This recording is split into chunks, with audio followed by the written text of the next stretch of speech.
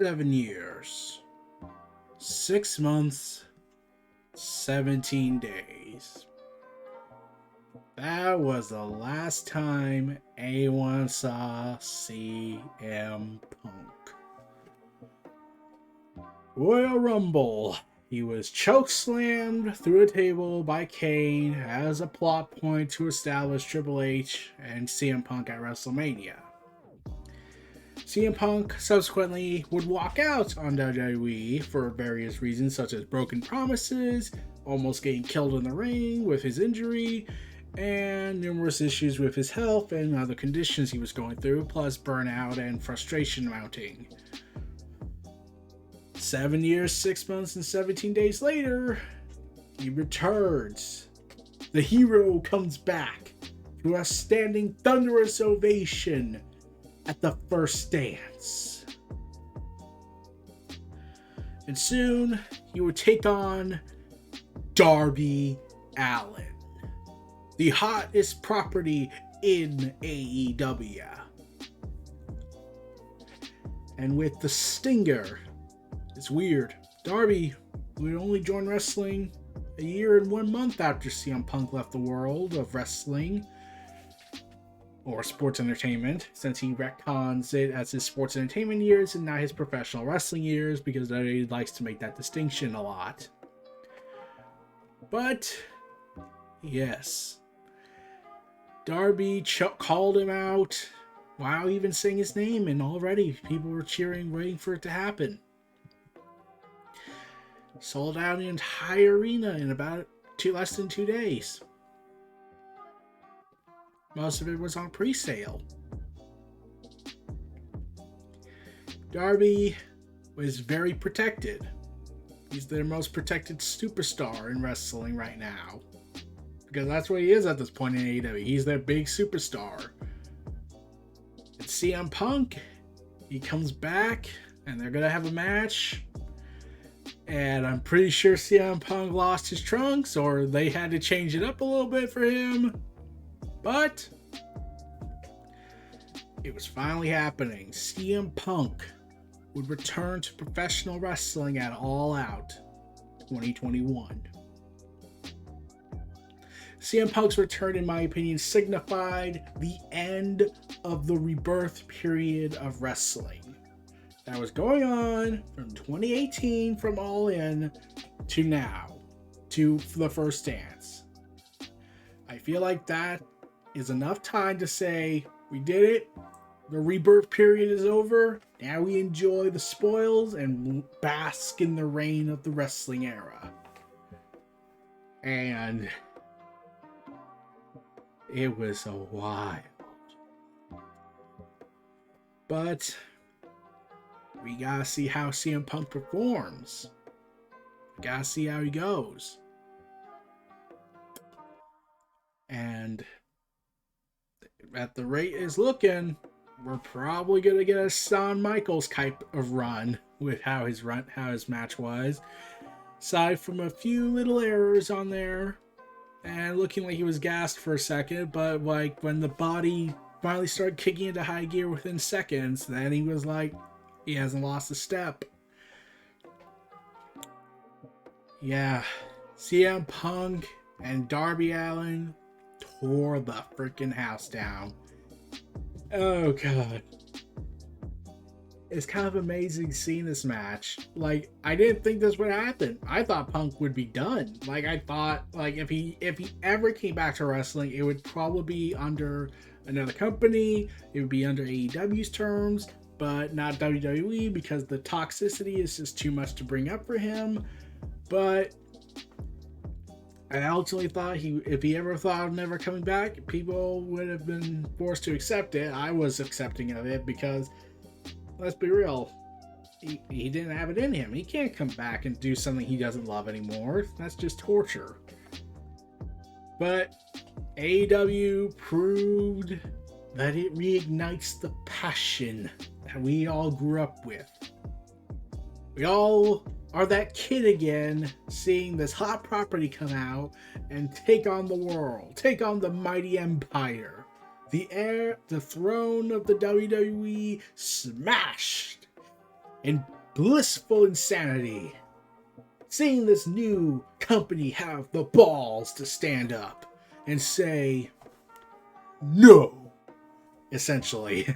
I know I'm being dramatic on that, but like that's what this was. And CM Punk has even decreed that he is retiring the voice of the voiceless tagline, and because he says the fans, AEW management, AEW itself, they are the voice that he was fighting for. Yeah, I feel like if Punk never made his pipe bomb, if he never frustrated his vocal cords to the extreme, I don't think AEW would have had a chance to be existing, even regardless of circumstances, because Punk was the frustration foundation for it. AEW and WWE treating their employees like crap most of the time was the thing that really... Wait, independent contractors, let me rephrase that. I'm sorry, Vince, I didn't mean to offend you. But we're not here to talk about WWE anymore. And yeah, I'm holding my sister's pen. Okay. Yeah, that was there. Darby Allin, CM Punk. Sting stays away because this is Darby's moment. And this is also Punk's moment. And I called it on the ATW view. Punk and Darby were getting dual chants. They didn't, the fans, despite their love for CM Punk, they were like, we can't hate Darby Allin, man. He's too cool. And even Punk acknowledged, like, are you cheering for me or are you cheering for him? And whatnot. It's just so beautiful. And this match is really out of AEW's traditional system. Whereas AEW is more about, let's spend all our money on rubber and convert our wrestlers' bones into rubber, and anyone who comes in with rubber. We got a very psychological type-based matchup. It was more wrestling-matted based. And like, there was some high-flying involved, but it's more like how CM Punk wrestled when he was in the WWE and what he was doing in Ring of Honor and all the other places he did wrestling at.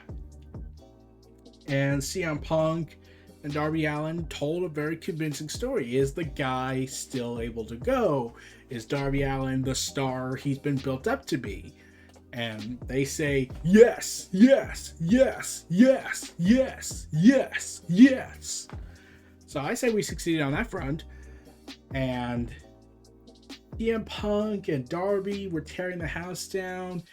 And I'll be honest, Army was kind of hoping Darby would pull the victory off here because he's just that awesome in the ring, on the shows. And CM Punk, he had something to prove.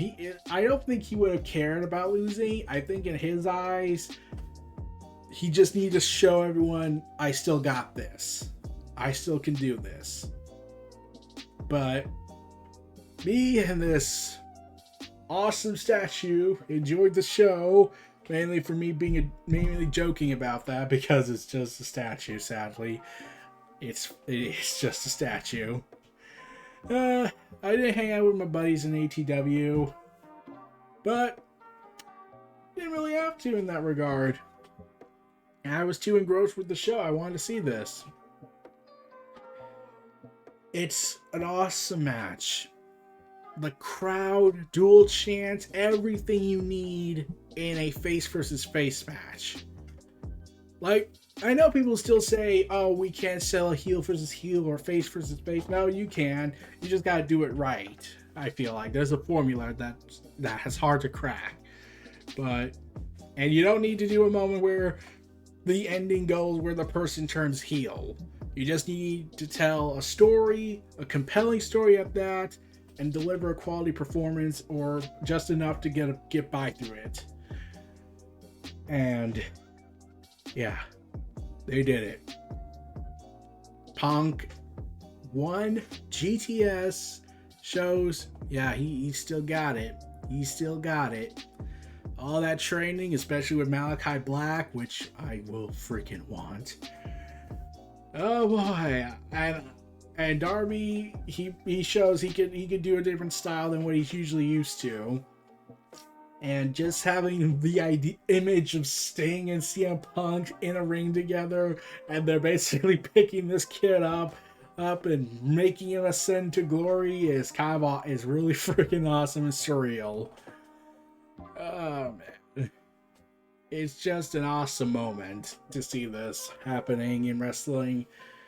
It's just so awesome, and I get to be here for it. A lot of people get to be here for it, and yeah, I'm looking forward to what Punk's run in AEW is going to be like.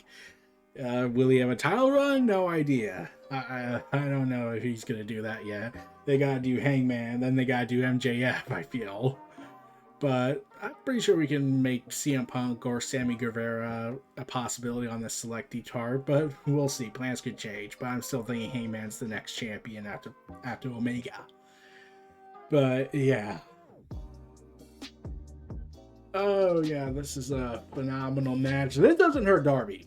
Let's be real. This doesn't hurt Darby. He is so protected at this point. He could take two loss. I advocate that he could have taken the loss to both Ethan Page and Scorpio Sky at Double or Nothing to win his tag team match with Sting, and it would have been all right. He would have been protected. They would have been elevated. That's how far powerful the booking has gotten for AEW, that they could take this young, rising talent, have him lose a match, and it doesn't hurt him because this merchandise is still selling. The mystique is still there. The power draw is still there. The strength he gives, the presence he gives is still there. It's not going away. It's not damaged. It's not wrecked. It's not ruined. It's still there. He's so over with the fans at this point that it's hard to imagine him losing a match and somehow that hurting his image or hurting his stock in the company. He was on a 10-match winning streak at this point, and taking the loss to Punk, I'm pretty sure to him he was feeling like a kid. Like, here's a guy that's looking at this guy, and it's like, I cannot believe I'm getting all this. I mean, he's getting the chance to work with Sting. He's a kid watching the Stinger, and now he's having Sting in his corner and being his mentor, and now he gets to work with a guy he thought he never works with. He would never have a chance to work with. That's saying something for Darby. That's how confident AEW has in him.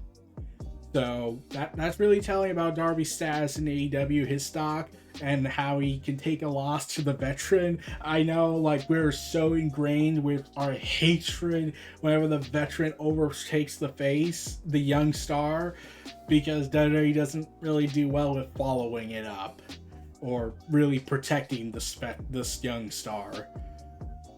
Ain't that right, Goldberg and Bray Wyatt's match at Saudi Arabia in a way, and that pisses me off. Thank God I didn't watch that. It's just a beautiful sight to see on this match happening in 2021. Feels great to be a kid again, watching these shows and not getting aggressively angry and wanting to just be like, oh! Instead, get engrossed with the story, get attached to these people, and be like, yeah. Like, I want to see the stories, and I can't wait what Punk's going to do next. Is he going to start wrestling on Dynamite now, since he is signed to a full-time deal and not a part-time deal? I thought for sure they were going to build the Men of the Year to fight CM Punk, and that's when they would bring Bryan, but he showed up during the Kenny Omega ending of the show. But I was honestly expecting that was the route they were going to do, since they hinted at the Men of the Year getting involved in the show. But we'll have to see where that goes on Dynamite for the next subsequent weeks and Rampage and whatnot. But, oh man, I'm loving this. I am loving this so much. It's just so awesome to see. This match was great. It wasn't going to be a masterpiece. It just needed to tell its story. That's why I gave it 5 stars, because it just needed to get Punk there. It just needed to show Punk, you can still go.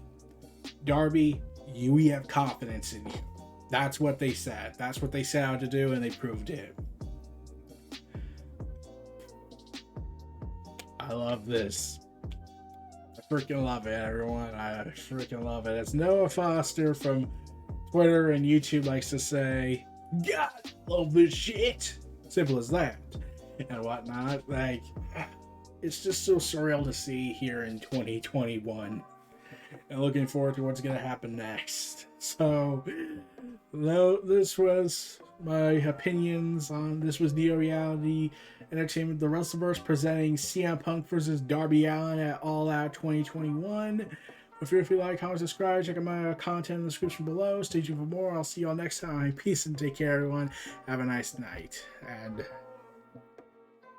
oh god, I love this.